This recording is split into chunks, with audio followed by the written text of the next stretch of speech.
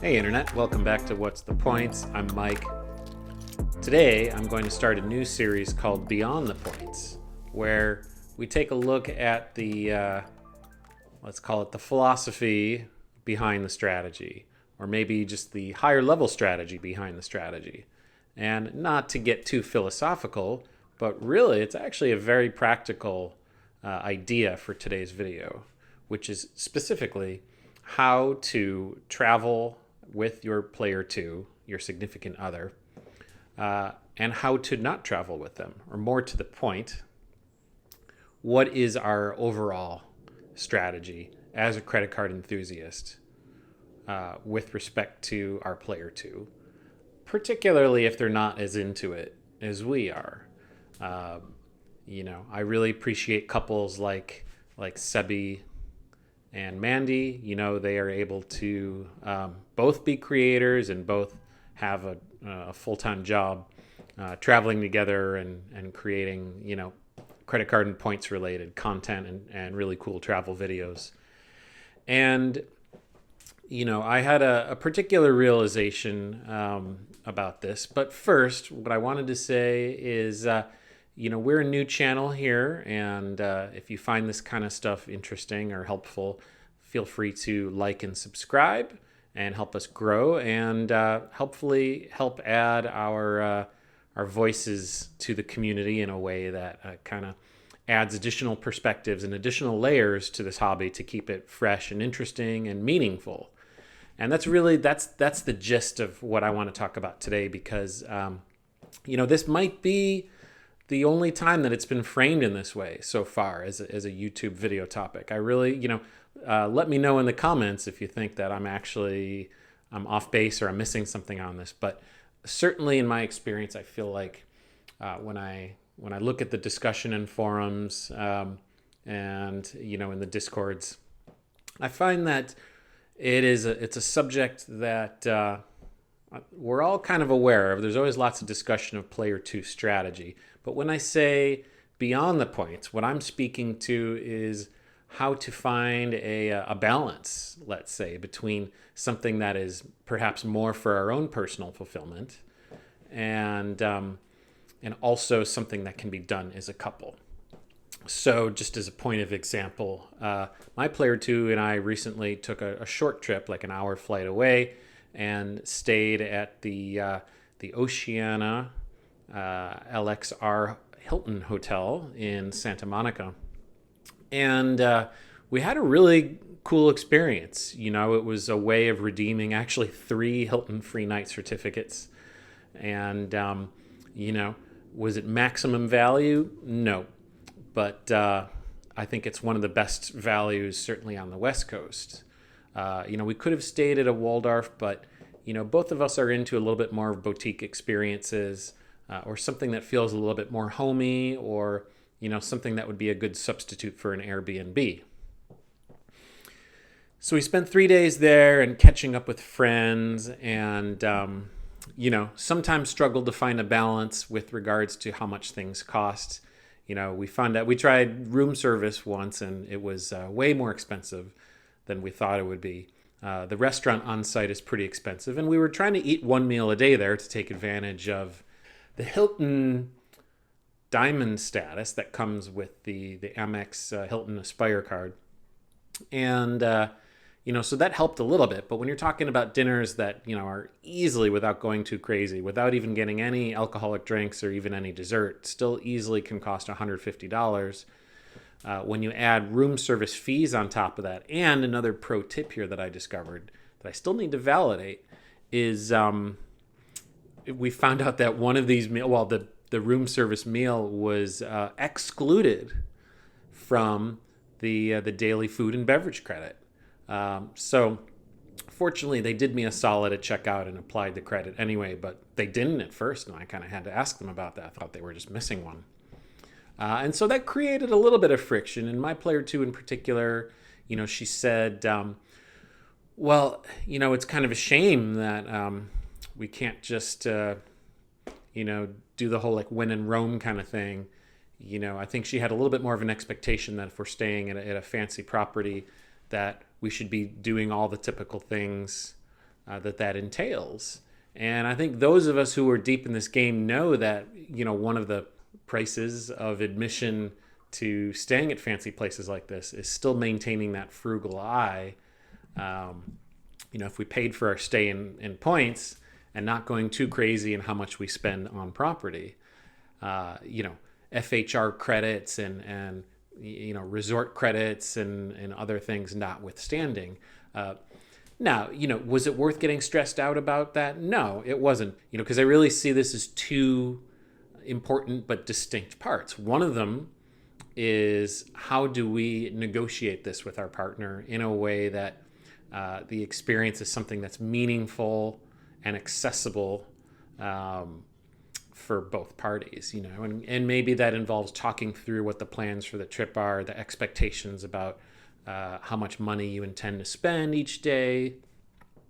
And, that's kind of that's one aspect. And then the other aspect is taking solo trips. And the sort of the common element tying both of these things together is, how are these experiences enhancing our lives as individuals, as well as jointly as a couple or as a family, or as a two plus player traveling situation, and I don't pretend to have all of the answers, but what I am finding is that there's a little bit more to it. And so just as one example, being able to take more solo trips, and a shout out to Michael Wong from Wong Way Travel, who talking with him about this, kind of gave me this, this idea to make this video. He mentioned to me that solo traveling is essential in finding balance as a hobbyist or enthusiast in this space.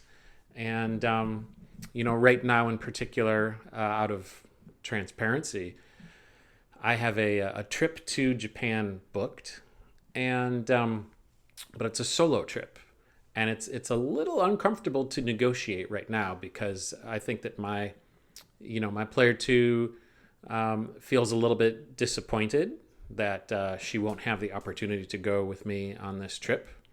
And it was one of these things where this award inventory space opened up on Japan Airlines, and it was only 60,000 points each way for a lie flat business class from San Francisco all the way to Tokyo and back for 9 days. And, it'll be in the winter at some point. So, there's the one advantage of that is that it should be pretty low season. I'm planning to go to Tokyo and Kyoto. But, I'm still working through the aspects of how will this be beneficial to me and beneficial to us, and kind of working through that, and this is more just something that I think it's a discussion. It's a process that we can do with ourselves to kind of like keep ourselves in check as we get further and further down the rabbit hole of this hobby. It can be a little addictive, and I think for me, I'm just trying to be honest with myself and be like, well, am I doing this just to do it? Am I doing this because I have too many miles and I feel like I got to start spending these points and miles, otherwise I'm not playing the game right, and I don't have a good answer to that yet. I definitely in this last year found myself staying at hotels more often than I think I needed to. I'm kind of just sometimes doing it for the novelty, and part of that I think is because I'm still really new to the hotel game aspect of this, not as much to traveling in general. But I'm giving myself a pass on this because it is sort of in the name of research, and for me now having this sort of creative outlet in content creation, and so to tie it all back to what I'm getting to, I think having a real motivator some reason beyond, let's say, just the destination alone, but a real specific reason for for calling in, if you will, for generating, manifesting, whatever word you want to use, for creating this experience, either for ourselves or as a couple, finding something that really is authentic and meaningful to us, and it doesn't feel like fancy things for their own sake. And just to be clear here, I'm not judging myself or others for just wanting to have a luxurious experience. I'm just speaking to myself in that I would like this hobby to be something that actually is meaningful, and something that when I talk about it and discuss it with others, regardless of their level of interest in this particular game, that it will resonate with them, and it'll hopefully then continue to make this something that is more sustainable and more creatively fulfilling than simply spending a bunch of rewards just for its own sake, just for bragging rights or whatever. And I'd really like to keep doing this for a while. But the thing is, I know that I'm not going to be chasing quite as many sign-up bonuses. So, what does that mean? If I'm not going to have quite as many points coming in, does that mean that I take fewer trips? Does it mean that I spend more cash in proportion to points? Or does it mean I either travel less frequently, or let's say travel more frequently but more frugally, or some combination therein? It's a question of what does this hobby allow us to do as a tool, rather than just an end in and of itself. And I think that's one way to keep this interesting, and one way to stay connected to our player too on this, because it's for me, it's finding that balance, and it changes from day to day. Some days she's more interested in hearing about this cool point stacking thing that I did, and other days no. Some days she's more interested in talking about her planning travel than others, and that tends to be fewer days than I am, and just kind of being okay with that, because you're a distinct person, from your player too. And so anyway, not a lot of answers in this video, I suppose, but it's a discussion. It's something that I'd love to just hear from others, and to really kind of hopefully instigate this conversation a little bit more. How to make this hobby more sustainable as something that involves a two-player strategy, where there's a balance of doing solo activities, a solo practice with regards to how we play this game, and also with creating authentic and meaningful experiences, where sure, there's tremendous value, for example, in being flexible. A lot of the best redemption deals, at least for business class and first class airfare, involves being able to make last minute plans. But you might find that becomes exponentially harder with each person that we add to the mix. And we all have certain levels of obligations at home, regardless of our financial situation.